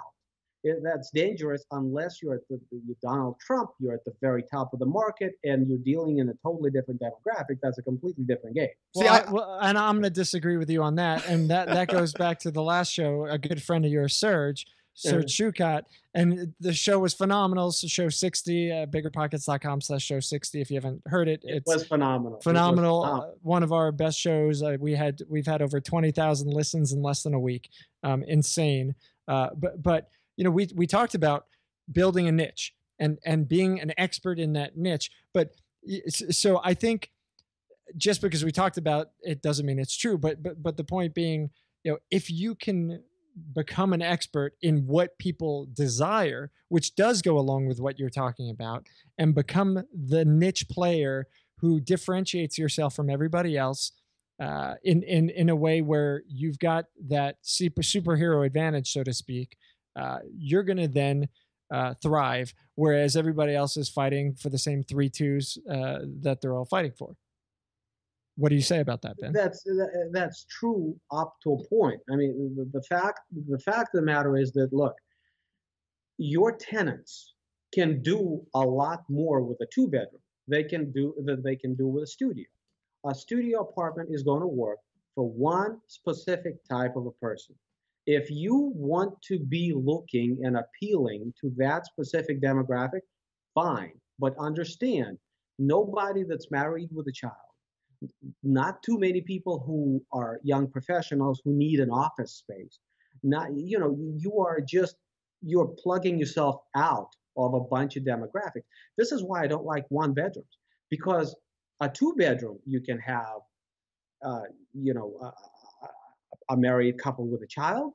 You can have 2 unmarried people. You can have roommates, specifically, in college towns. You can have a person with a TV room, a retiree with a TV room. You are appealing. Right. You're giving yourself a bunch of exits. And as far as I'm concerned, investing is about options. I think you're right. I agree. I think on a large scale, it's you're perfectly exactly right. I just think, like, if you're trying to buy a duplex and there's a studio, don't not buy a duplex because there's a studio apartment there. If the numbers work out, it's not going to be impossible to find one person to rent your studio apartment.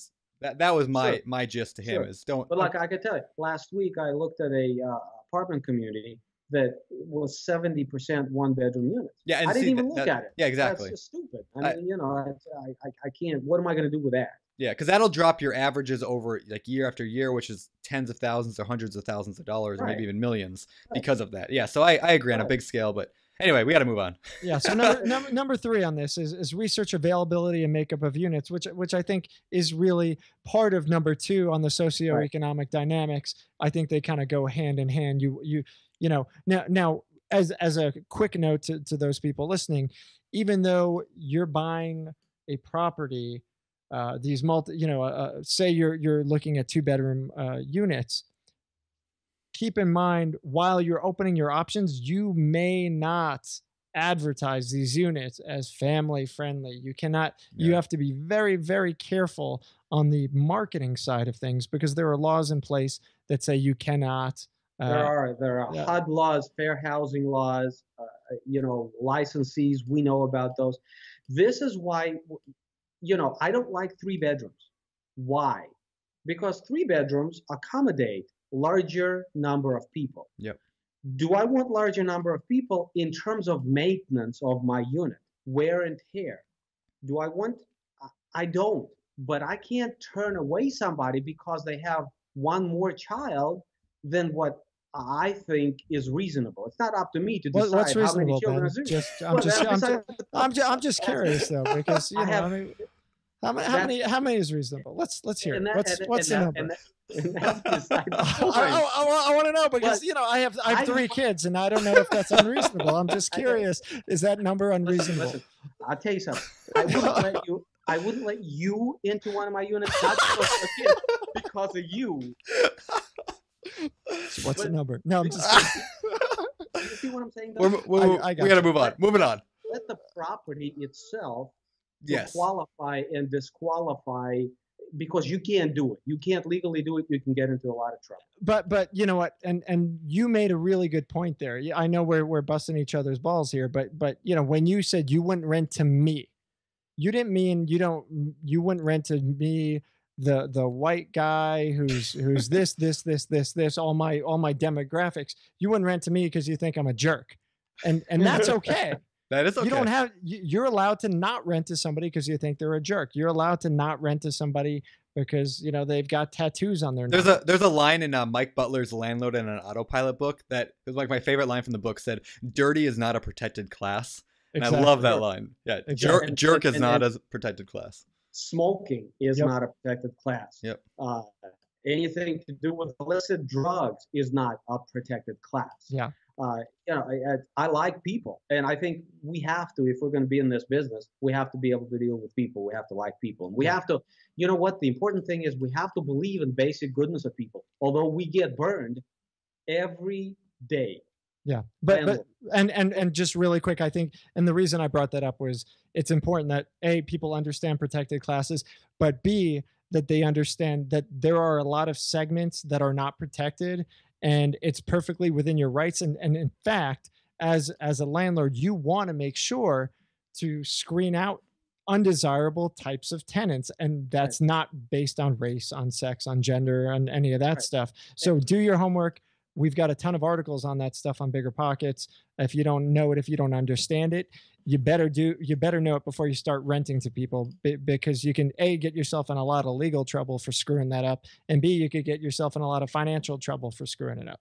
Correct. And let me just add one more thing. We talked early on, we talked about desirability. And the important thing, and this is what I keep telling people, the important thing is you have to balance what's good for the tenant with what's good for you. I'll give you an example. A 2-bedroom duplex would be very nice if it had 2 bathrooms. You know, for people. People use bathrooms. That's right. Yes, right? People. Right? And cats. They like that. Shut up, Judge. It's the first time I've been told to shut up on my podcast. But on my end as a landlord, that's 2 sets of plumbing I have to clean up. That's 2 sets of faucets that when they start to drip, I have to worry about replacing faucets. That's 2 sets of toilets I have to lift in order to replace wax rings. Well, those are 2 sets that you hire a guy like Brandon to do, because you don't do that stuff yourself. That's correct. I don't do toilets anymore. So I have to pay him. So my operating expenses, because of the 2 bathrooms, go up over time. CapEx. No 2 ways about it. Yeah. Are you saying you wouldn't do a 2-bathroom then, or if it? I'm not saying I wouldn't do it, but it would have to justify itself in rent. Okay, and good. Yep. Frankly, I look at a 2-bedroom, 1-bath that I can rent for $650. Then the question I ask myself, I know you are very nice tenants and you would love to have 2 bathrooms because you know your wife can have one and you can have one. I get it. How much more are you willing to pay? And they're going to say to me, $25. And I'm going to say to them, it's not worth it to me to provide you with that kind of comfort for $25 a month. Yep. Because I'm going to spend more than that in the long run worrying about the plumbing and the extra electrical and the fan in the ceiling and all of that stuff. So the rent has to justify those 2 bathrooms. Nice. Right. And even then, even if I can get much more money still, I'm thinking, because I'm looking for as much passivity as possible in all this. So how many moving parts do I want? Yep. It really has to be worth my while to get into something like 2 bathrooms, yep. Right? I mean, it really has to be worth my while. Gotcha. That makes sense. Now, this works a little different in SFR because just single family, it works differently. But in an apartment setting, you know, it just, you know, if you take 100 apartments and you extrapolate it by 2.5 bathrooms, you got a lot of plumbing to worry about. Yep. Yeah. You know, and Yep. if people are okay with 1.5, 1 down, 1 up, hey, you know, that's good enough for me. I'll lose the extra $50 because in the long run, in rent a month, because in the long run, it's going to be a lot less active, a lot more passive. I have to do less managing this thing. It costs me less in CapEx. So I think it's important. And that's one of those perspectives that newbies, we were talking in the beginning, they wouldn't have. Yeah. Because they look at 2 units and they see one with 1 bathroom and one with 2 bathrooms, and they think, that's great. I would love to have 2 bathrooms. My tenants would love to have 2 bathrooms. But until you've owned property for a decade and you know how much it costs to have 2 bathrooms as opposed to 1, you don't gain that perspective. And I think that's why it's just helpful to have, conversations like this, and why this podcast is, why I'm pretty obsessed with it, is because we get to hear from guys like you who can explain those things, and we don't have to go through 10 years of owning that bathroom to know those. So thank you. Moving on. Moving on. All right. Let's transition, Brandon. Thanks. 10 seconds apiece. All right. Well, all right. Next one. Great. This one's going to be an easy one. Research going rents. What does that mean? Step 4. That's that yield, right? So you look at the fourplex and you see 4 rents of $500, $2,000 of yield, and that's pretty right on to you, because 2 bedrooms in this unit, in units like this in this location, should rent for $475, $495, $500, $515, $525, somewhere in there. Okay. So you're like, oh, good. It's what we talked in the beginning about. All right. Well, what about something actionable? How can somebody actionably check a? Call the numbers. Very good. That's how you check rent. Everybody talks about, oh, it makes sense to have the MLS.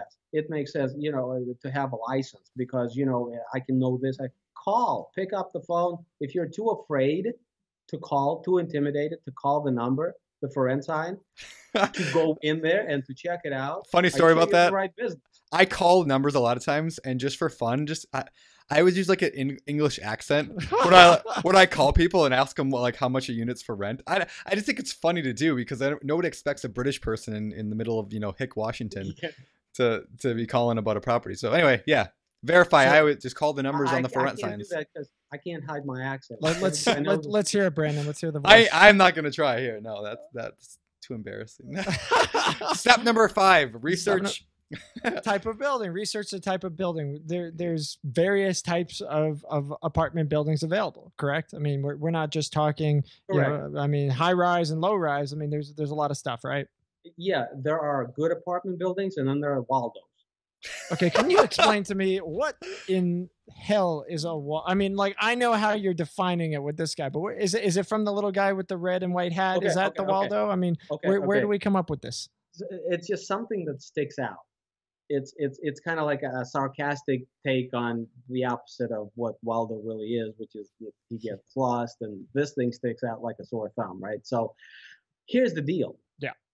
If somebody did an addition onto your building, let's say you had a house and they did an addition, or they subdivided it into a triplex. What are the chances they didn't pull permit? If they didn't pull permit, had it been checked out when they completed? If it wasn't checked out, then are you running a greater chance that you are walking in to some lemons? Absolutely. Now here's where that in any other way. Here's where we disagree, and we just rehash this all the time, right? But real quickly, this is where we disagree. I say if you're with me and be over it. You say you're wrong. You say if you're a newbie, you should not do this. You even said it in that post. You said Brandon will do really well at Waldo because I can handle those things. I can handle the extra $10,000 that I've spent on plumbing because I'm experienced in this. So you say newbies shouldn't do it. I actually go the other way and I say newbies should do it. As long as you can, reasonably, you got to have some kind of leeway to be able to afford those big messes. But honestly, this sounds maybe terrible and people are going to yell at me for saying this. If a newbie would have bought that and put that $10,000 on credit card just to pay for those extra repairs, I still would say do it. Because here's why I say that. Because the experience they would gain from that is far worth more than that $10,000 would cost them. That's why I say it. Because you would learn so much off buying Waldo that whether or not it became the best investment, it's better than not buying anything. That's my theory. Well, there's and I think you have somewhat of a very, very, very small point located in there. There's a lot of there's a lot of contingencies, right? If you're a guy who's got $1 million in the bank and you buy Waldo for $50,000 and you put 10 grand and you lose 10 grand. Okay. It's a learning lesson. But if you're somebody who's working their butts off at a full-time job and you're trying to do this, you can't afford to lose the $10,000. You can, because your 10,000 drops to 2,000 when you spend your nights and weekends fixing that plumbing yourself, like I did. Oh, God, now, no. I know this is where you disagree with me, but this is what got me to where I am, and so I can't knock what got me to where I am. And like, so people will sit in their couch when they're 65. But you're encouraging people to go through the hell that you've gone through to get where you are when they don't have to. I'm encouraging them to do something. And too many people will be sitting on their couch when they're 65 and they'll be like, man, I wish I would have done something. And they won't. Now, if they can do without doing that, great. Yeah. There's other things you can do, baby. See, I think they should. I mean, I just think, like, I obviously don't buy a bad deal, but this was not a bad deal. This was an amazing deal in a good location that had some unknowns, like the plumbing. But, you know, you just roll with the punches, make it work. You know, that's my theory. I stay by what I we'll agree to disagree. You will do very well at that because you are able to do the plumbing. But I only did some of the plumbing. I hired the rest out. But I got to tell you, hang on. An email I received 2 days ago from a woman who read up about me, knows my circumstance, and the first statement in the email was, "I'm living your nightmare." She is not able to work. She, at a young age, became disabled, and she's looking into real estate as a way of helping to offset some of the burden from a husband, who is the only one working at the moment. Are you going to recommend that person to buy Waldo? I would recommend that person. Now, again, it's different for everybody, but I would recommend that person, yes, to buy Waldo, but that might be after making their husband work a part-time job delivering pizzas for 6 months to save up 20 grand as a reserve fund to buy Waldo. That's what I don't care what they do, but you got to hustle. And that's a way. I hustle by doing plumbing. If somebody can hustle by delivering pizzas or by getting a partner to buy that property that could afford that, I don't care what the hustle is. They got to hustle. Listen, the thing of it is your talent is worth very considerably more than the pay that you are receiving for your hustle. I keep telling you that because I love you and friend. I actually agree with Ben here, by the way. And you think you are doing yourself a favor? You are not. You could be spending your time in terms of both dollars and personal fulfillment, doing something else and being much farther, I think, than where you are with Waldo.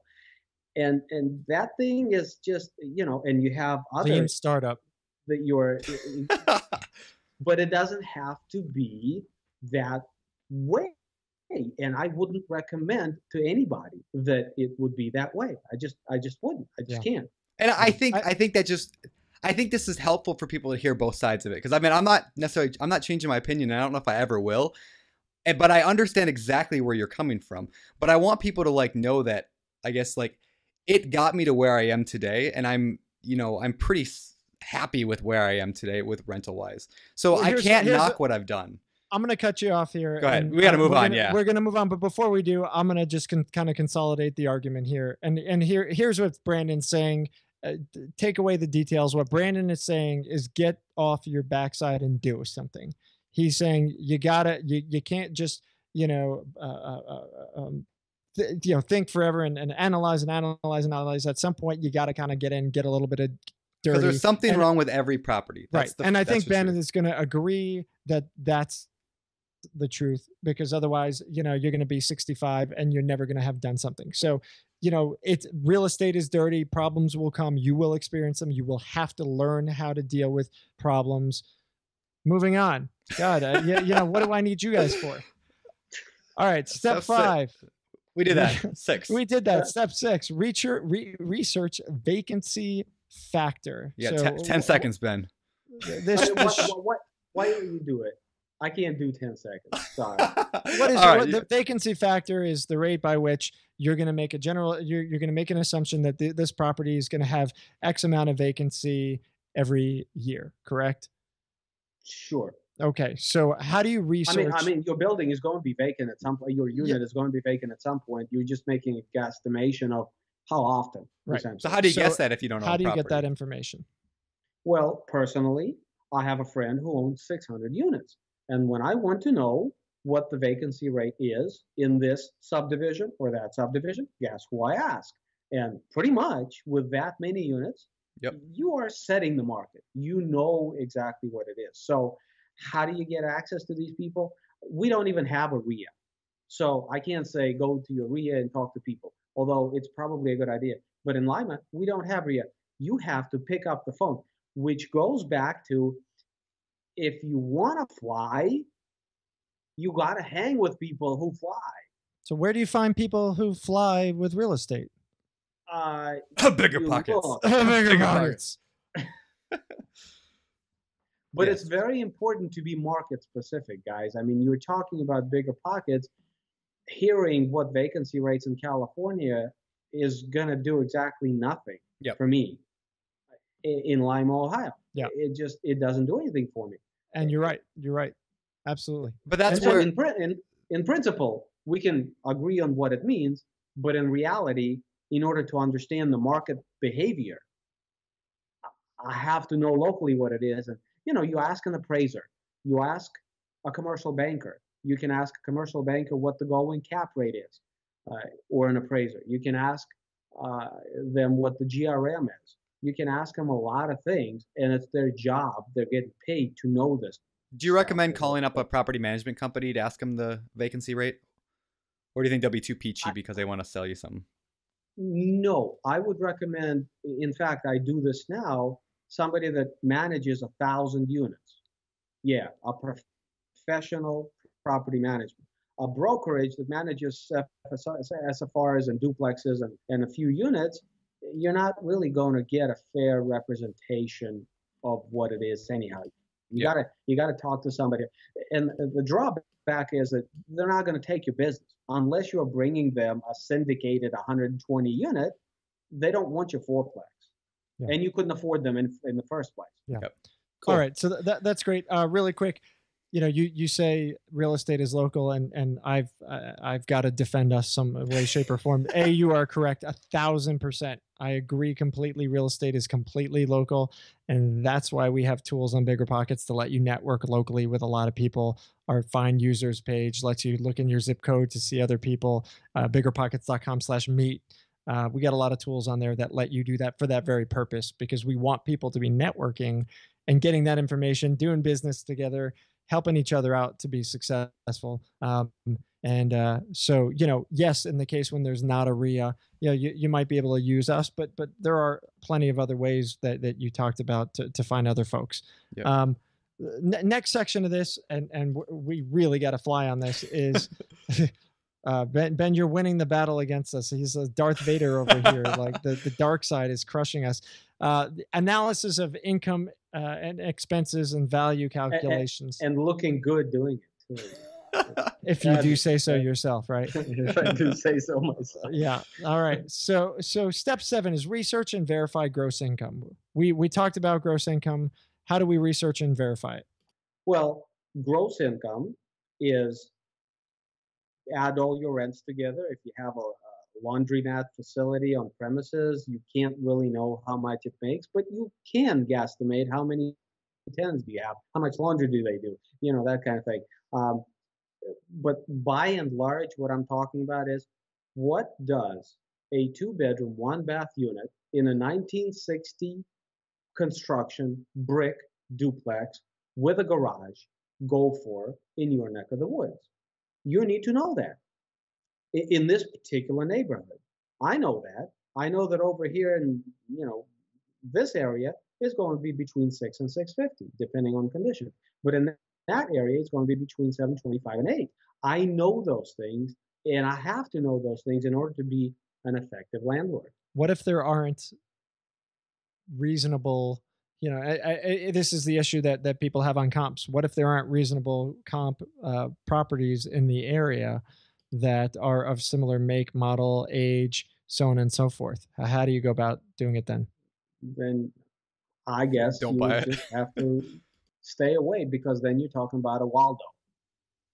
Makes sense. It's an outlier at that point. Okay. Right, Fair right. enough. And the problem with that is selling it, because nobody wants an outlier. Yeah. That's just human psyche. We don't want an outlier. Unless it's cash flowing at like $1,200 a month on Waldo, and it's all fixed up. Cash flow, yes. If you understand cash flow, if you're an experienced investor, if you are Brandon, how many Brandons are in the marketplace? You're talking about a triplex, which is a Fannie Mae, Freddie Mac. If you guys are fighting on this freaking property, we're not fighting about that. Every time we go there, I'm just serious. Cut. Next question. I'm serious. The whole point. Listen to this. This is an important point. The whole point of buying under 4 units is that you can sell it to a home owner occupant. And that's what I'll do with Waldo someday. I mean, because it's a 4-bedroom house with 2 extra units. I'll sell it to a homeowner who wants a beautiful, big, huge house, and they will pay extra because it's got those extra income units. That's my exit strategy someday. Well, nobody's going to buy for the beautiful, big house that wants a beautiful big house and 2 extra income units that they have to then convert to be part of the extra big house, unless they want to have their tenants living. That's what they want. They want income property, because they'll live for free. They'll buy the thing for $150 from me, and their tenants will pay their entire mortgage. That's my exit strategy. As long as that's an exit strategy that you have lined up, I don't have an issue with it. Ben does. Ben. No, I don't. That's exactly it. That's why you buy 4 units instead of 5. Yep. Because a 4 unit will qualify for a regular person with a regular 30-year mortgage. A 5 unit will not. Yep. And so the added bonus of having a duplex, triplex, fourplex is that you can sell it to an investor, or you can sell it to an owner occupant who's going to live in 1 unit. So it opens up your market. Well, the problem is that if what you are buying is cash flowing great, but for one reason or another, it's not going to be appealing to an owner occupant, then you are destroying the whole segment of desirability that was supposed to be present in this deal, and it's now not present. My concern with Waldo in general, quote unquote, is that there are aspects of it that are going to disqualify it as a desirable acquisition for a homeowner. Gotcha. And if that's the case, you got a problem. And if you saw it, you would change your mind. You got to fly out to Washington. But anyway, moving on. And I'm gonna kindly ask my co-host and my guest we're not mentioning to refrain from talking about Waldo going forward, so we can actually get the show done before people are I don't know. Yeah, no more. Just come out and see it. All right, number 8. Research and verify operating costs. How do you do that? Okay, and that's one of those things where you call the garbage company and find out for a 4-unit building how much they would charge you to have 4 bins or whatever. You need to kind of have an idea.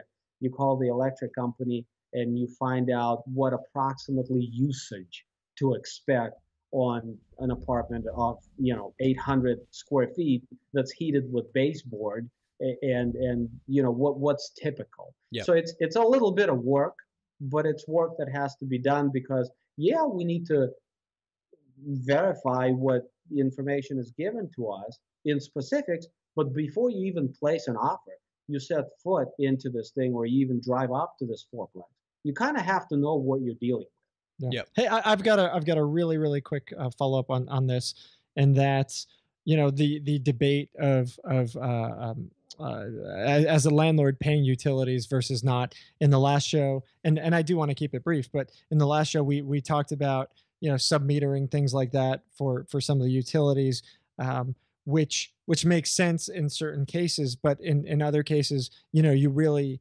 if the market says you're paying the rent, if you're paying utilities for your tenants, then you're paying utilities for your tenants.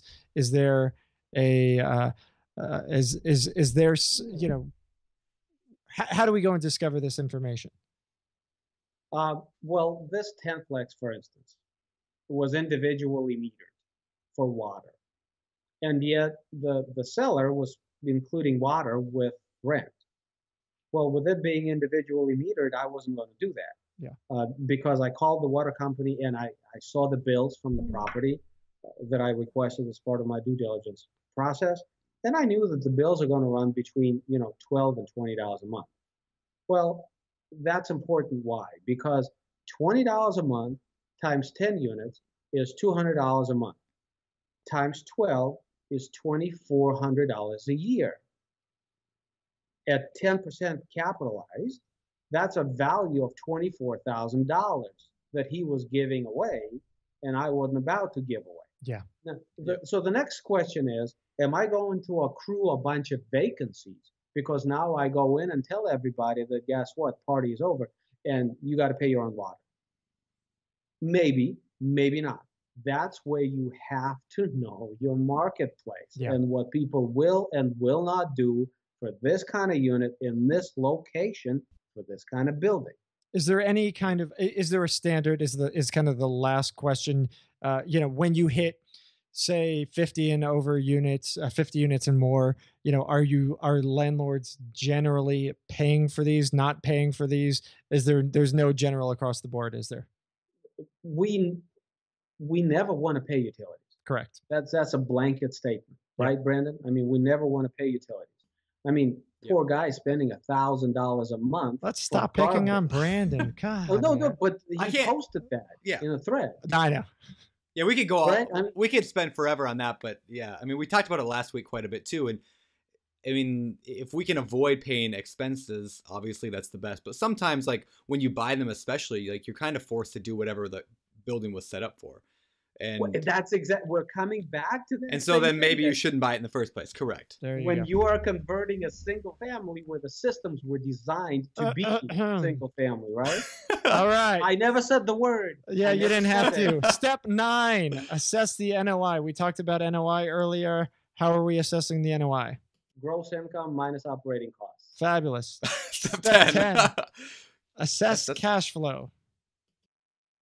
NOI minus the cost of money, and this is a function of how you're going to finance it. So if you're going to pay all cash, you won't have cost of money, and your cash flow basically is your NOI at that point. Go ahead. So I was going to ask, there's an argument that I've seen when you value a property, well, it's not even an argument. When you value a property, your debt service, is that something that you include in the numbers, or do you calculate the property based upon 100% financing? Because I know a lot of people will go ahead and say, well, always go that way because that's going to, give you a certain type of response. So that would be me. In a small multiplex, you should always kind of imagine you're going to finance it 100% and look for cash flow $100 a door. That's kind of a rule of thumb, at least with possibilities to drive it up. Yeah. The more kind of scientific way of looking at it, something called DSCR, sometimes they call it DCR, debt service coverage ratio. And that's what the banks use. And basically what that says is they look at your net operating income, which is your income, gross income, minus all of your expenses. They take that number, and then they juxtapose it against your mortgage payments, your cost of money. Basically, they're trying to see how easily you're going to make your mortgage. This is for their safety. So, for instance, if your NOI is, $1,200 a month and your mortgage is $1,000 a month, well, that tells them that the only thing left for cash flow after you pay your mortgage is $200 on this building. That's 1.2 ratio debt service coverage. That's not enough. And most banks now, it used to be, we had a bubble. It used to be they would give out money at 1.1 as long as you're making 10% more than your mortgage payments. They would finance the deal. Of course, we know how that turned out. Yeah. So nowadays, most banks won't do anything under 1.25. And for a newbie, I would tell them 1.4, 1.5, 1.6, just to be safe. Of course, Brandon on his triplex is getting 2 or above 2. That's an anomaly kind of situation that he's generating very high cash flow. He's paying with his time and his labor. So if you're willing to do that, look at that. Number 11. Wow, this is, we're having a real hard time here following instructions, Ben Leybovich. Step 11. He's very jealous. He's very jealous of WALDO. Yeah, apparently he is. On. Step 11, capitalized value. Well, Brandon, you want to take that? I feel put on the spot. This is based upon. Yeah, this is based on your stuff. I'll let you take it. You take the NOI and you apply whatever capitalization rate and you arrive at a valuation. So let's say we had talked about these with a few examples. So, yeah. Right. Okay. So we don't need to rehash that. All right. Step 12, adjust for physical condition, liens, and management. Right. And so like this is kind of looking at those numbers and saying, okay, I have this building. How easy is it going to be to manage it? Well, if it's going to be a pain, then I'm going to want it to reflect in how much I pay for it. So I'm going to want to pay less for it, right? Because there's got to be a trade-off of some sort. Yeah. If I'm buying this thing and I know that within 18 months I will be replacing a roof and it's going to cost me $6,000, well, I probably want to reflect that in the purchase price, to adjust the purchase price. So even though the numbers right now, see that's the problem with the numbers. The numbers, that's a snapshot. Here's this building, here's a snapshot. 5 minutes later, something else is going to happen. Yeah. And so that's where you have to have perspective that comes with time and owning buildings and all of that. To take those numbers and then to extrapolate what they mean and in reality over time. And that's really what the step is about. And I think that's where a lot of newbies also really, really blow it because it's very easy to say, hey, here's the numbers today. I got, A, B, and, I got these units filled. Everything looks great. And I'm getting kind of a deal.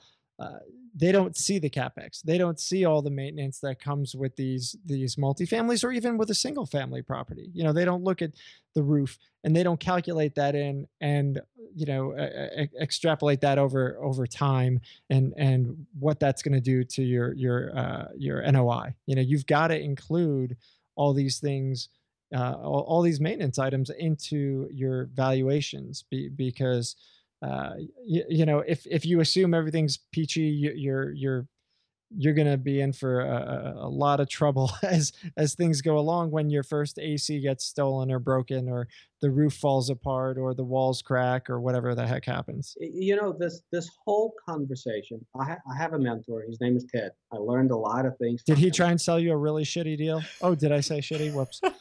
No, he didn't. But one of the things he told me that stuck a long time ago is he said, stumbling blocks and stepping stones look very much alike at first. And so what this podcast is really all about is getting past that at first. This entire conversation of take the numbers. That's the snapshot. Now, how do you get past that? What's the perspective to get past the numbers? To understand, is this really a stepping stone to get you from here to there? Or are you going to pay for it in some way, shape, or form that you don't know yet? Yeah. That's what this conversation is all about. Wow. That's really deep. I didn't realize that was what I was talking about for the past, is it 2 hours? Wow. Tick, tick, tick. Time is ticking. Step 13. Let's finish it up. I do agree, by the way. Yes. And I like the quote from your mentor. I'm going to make that a tweetable topic on this show. So yeah, I advise finding mentors like Ben's versus Ted as opposed to one who's going to. No, actually, I'm sure he's a very nice guy. No, let me actually say what's wrong here. You mentioned, Ben, remember I said earlier, I didn't think my friend actually knew he was losing money. I don't actually think he lost money because he was even an experienced landlord. He's experienced at this. I don't think he realized it because he wasn't accounting for the CapEx and the vacancy and the repairs. But when I put all those numbers into the equation, he was losing money. So in his mind, he just thought, income minus the water bill minus the insurance and taxes, there's my profit. And so that's even experienced guys are guilty of the same thing. So yeah, but that is the whole point of this show, I think. Yeah. In looking back over what we've kind of bloviated over and over and over, it, the property is not a snapshot. There's more to it than just that singular picture that you're going to get. And you've got to understand that. And if you don't understand that, you're going to experience it at some point and it's going to hit you.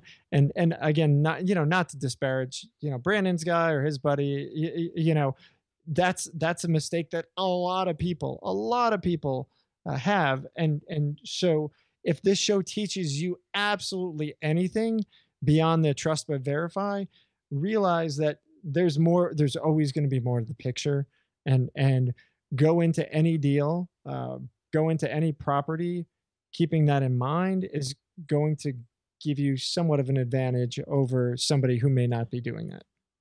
Yep. Right. It's what you don't know that's going to get you. And there's, you don't know what you don't know. Yeah. I don't know what I don't know. That's why I call people and ask people. Yeah. I gotcha. Awesome. All right. Step 13 and the final step here. Adjust your price relative to financing package. Well, most people on BP know me as creative finance guy. They know you as the argumentative guy, actually. Very opinionated, creative finance guy. And basically all that says is this. If you have an opportunity to get into a deal that cash flows, but requires you to bring $93,000 down, would you be willing to pay a little more for that deal in exchange for only needing to bring $5,300 to close it? Would that be okay, presuming that it's still cash flow? And I think the answer should be yes, because the single greatest barrier to entrance into this game, this is a cash intensive game, real estate, is having money. A lot of people don't have money. I certainly didn't have money when I started, and so I had to approach it from a standpoint. Look, if I have to hold the hammer in my hand, like Brandon, I can't do it. I'm a violinist. No, this is seriously, guys. Yeah, sure. I cannot do it. I can't do plumbing. Who am I kidding? If this is what's necessary and this is what's required, then this game may not be for me. Same is true with bringing. Back then might have been $10,000. Might have been $100,000. 10 and 100 made no difference because I had neither at that point, right? So would you pay more? I know you did the numbers. You evaluated the whole thing. The thing is just worth $120,000. Would you pay $140,000, and would you still cash flow it if it meant you got in with nothing out of pocket or very minimal out of pocket? And that's a call, a judgment call that you have to make. Whatever your minimum NOI requirements, whatever your minimum cash flow requirements, because obviously if you finance more, then your cost of money goes up, then your cash flow goes down. So you have to make that call. But fundamentally, if I needed to bring that kind of money down, I wouldn't be in this game. So, yep. No, and that's exactly what happened with this template. Yeah. I mean, the purchase price in this thing was $393,500, and a 25% down payment would have required almost $100,000, and that would have put it completely out of reach. Yeah. And I wouldn't have done it because it's stupid to bring $100,000 down on a 10 unit in Lima, Ohio. I mean, that's just, it carries an awful lot of risk, right? So I was able to avoid doing that, but I done it in such a way that I'm cash flowing really well still, even having financed the entire purchase essentially. And I think that's difficult because, I mean, one of the reasons people finance is to bring down the payment so that they can get more cash flow. I'm not saying they should, but that's what people do.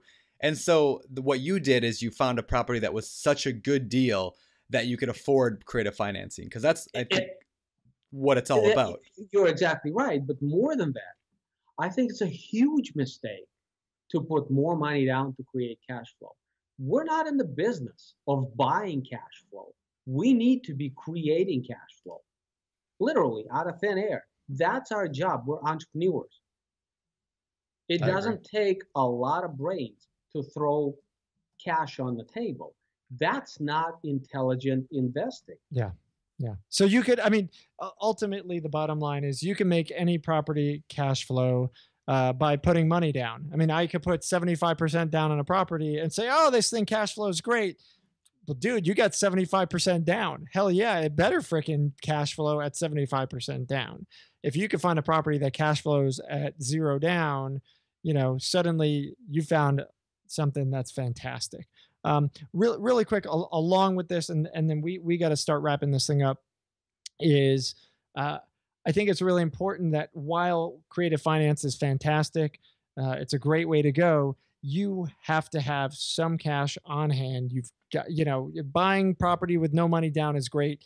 It's doable. It's possible. You cannot be a real estate investor with no money because expenses come up and things happen, and you need to have reserves. And if you don't have reserves, you're going to be out of business very, very quickly. I would agree, but I would add that if you have a partner who has the cash, you could do it. That's one of the only ways I think I would recommend doing it.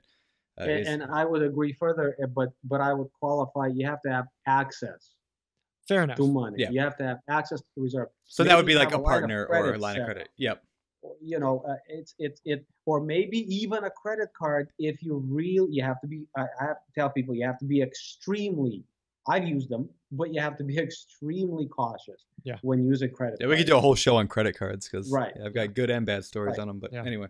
Fantastic. Well, I don't know. I hope we covered the 13 steps of analyzing a property. Our goal was how to buy a multifamily property. I don't know that we walked through finding the property. I don't know that we walked through a lot of those things, but I think we did a pretty decent job of covering. And I think there's so much information out there of how to. I mean, like what I've written 2 articles called "How to Buy a Small Multifamily Property."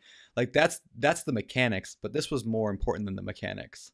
Yeah, I think absolutely. Yeah, absolutely. So with that, I think it's official. We are at right about 2 hours. Ben, you did it. You manipulated Josh and Brandon.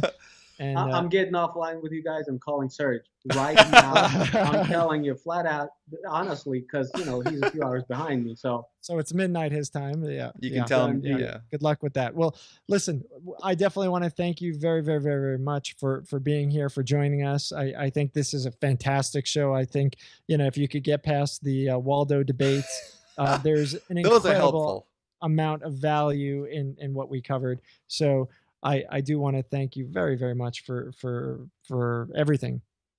It's my pleasure. Yeah, thank you, Ben. Hey, it's BiggerPockets, home away from home. That's awesome. Really? Okay, so here's the thing. I'm a nice guy, but I'm difficult to get along with. Really?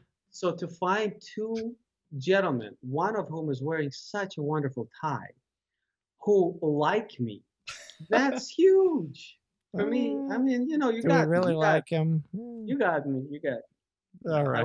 I love it. That's great, man. That's great. Well, listen, thank you again.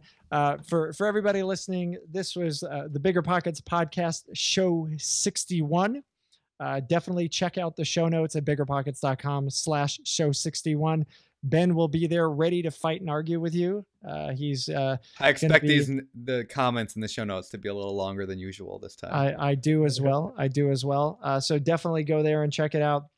Otherwise, if you haven't listened to the previous 60 shows, I really strongly recommend you do that. We've covered such an incredible amount of volume of information in these 60 shows. And it costs you nothing. Get in there, check it out, learn a thing or two from every show from these amazing guests that we have.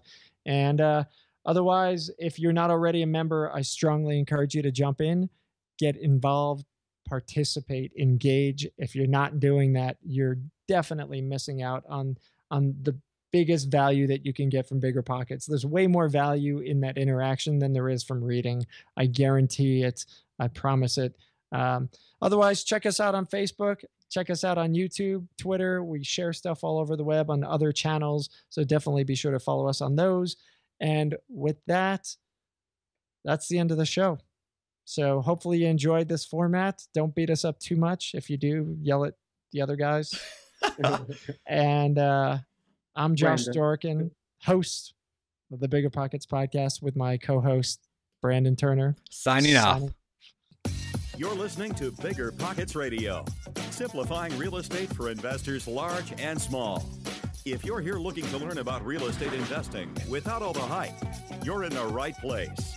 Stay tuned and be sure to join the millions of others who have benefited from BiggerPockets.com, your home for real estate investing online.